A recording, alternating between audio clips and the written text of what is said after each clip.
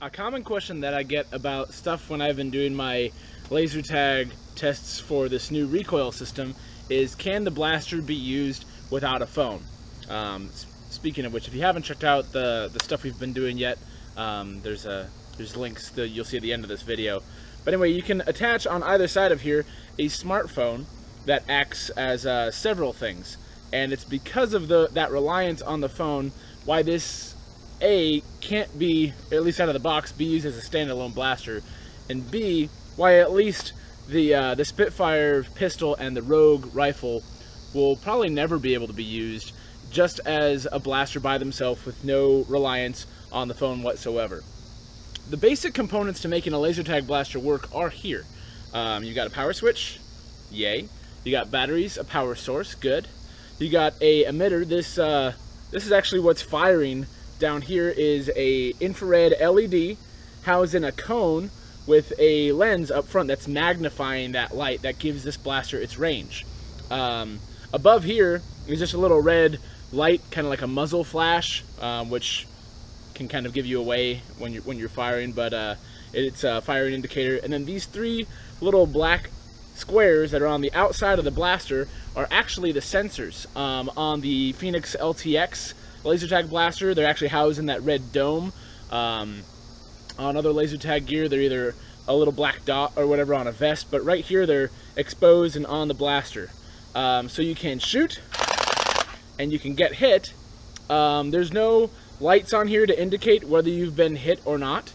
There's also no other readouts on here other than this green light to tell you that you have power on the blaster.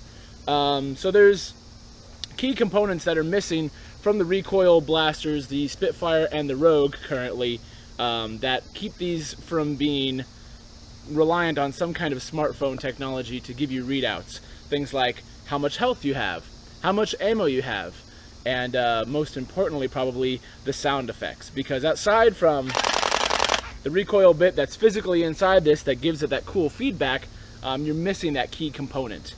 Now, you still could technically play a laser tag system like this without the need for, say, Wi-Fi. Wi-Fi in recoil is a key component because the whole hub, everything that centers around the game, kind of keeps you within range of that.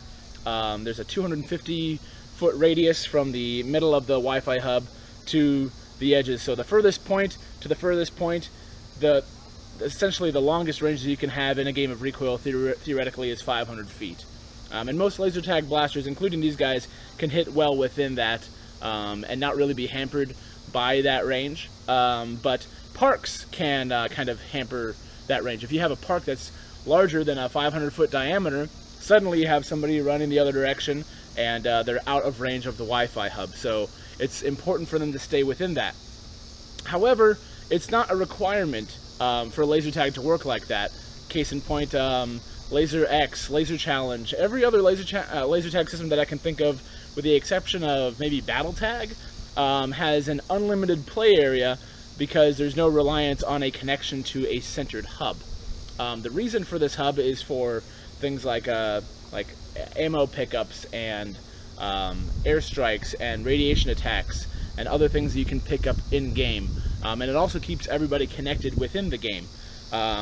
But you wouldn't necessarily 100% need to utilize Wi-Fi in order to keep everything connected. So even though you can't play recoil without some sort of device that's connected to Bluetooth to the blaster to give you sound effects and ammo and health, you could theoretically just have the phone on there and not have it connected to Wi-Fi and still have the signals be transferred between blasters to actually have a laser tag game.